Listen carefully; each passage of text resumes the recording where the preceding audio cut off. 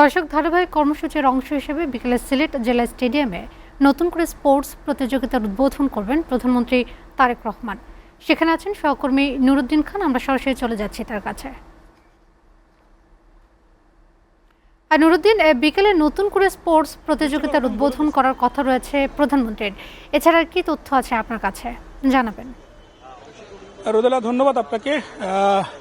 এখানে আসলে বিকেল 3টা নাগাদ প্রধানমন্ত্রী তারেক রহমানের নতুন করে স্পোর্টস উদ্বোধন করার কথা রয়েছে। সেটা ছাপিয়ে এখানে সবচেয়ে আলোচনার বিষয় হচ্ছে বৃষ্টি।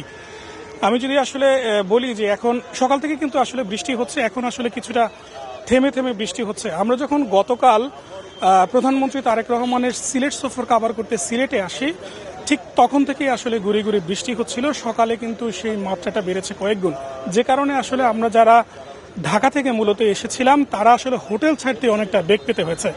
আমি এখন আছি সিলেট জেলা স্টেডিয়ামে। আমি যদি একটু দেখাই যে আসলে এখানে এখনো গুড়ি গুড়ি বৃষ্টি হচ্ছে।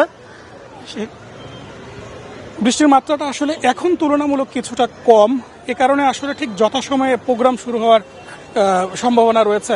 নতুন করে স্পোর্টস যে প্রতিযোগিতা সেটা আসলে ঠিক 3টা নাগাদ শুরু করার কথা রয়েছে প্রধানমন্ত্রীর। বৃষ্টির কারণে কিছুটা বিঘ্নিত হলেও ঠিক ব্যত্যয় ঘটবে না। আমরা আসলে যেমনটা কথা বলেছিলাম ক্রীড়া প্রতিমন্ত্রী আমিনুল হকের সাথে, তিনি আসলে আমাদেরকে যেমনটা জানিয়েছেন যে যথাসময়ে কিন্তু এই নতুন করে যে স্পোর্টস প্রতিযোগিতা সেটা কিন্তু শুরু হবে একযোগে সারা বাংলাদেশে। একযোগে কিন্তু এখান থেকেই প্রধানমন্ত্রী তারেক রহমান এই প্রতিযোগিতার উদ্বোধন করবেন।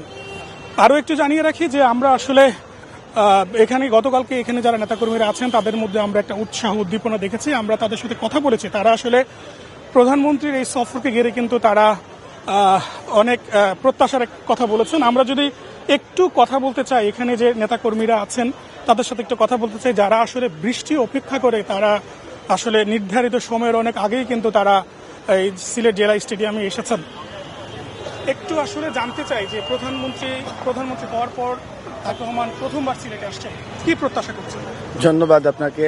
আসলে প্রত্যাশাটা শুধু আমাদের দলীয় নেতা কর্মীদেরই না, এই প্রত্যাশাটা হচ্ছে আপামর সিলেটর প্রত্যাশা। তিনি আমাদের দুলাভাইয়ের কাছে আমাদের প্রত্যাশাটাটুকু বেশি।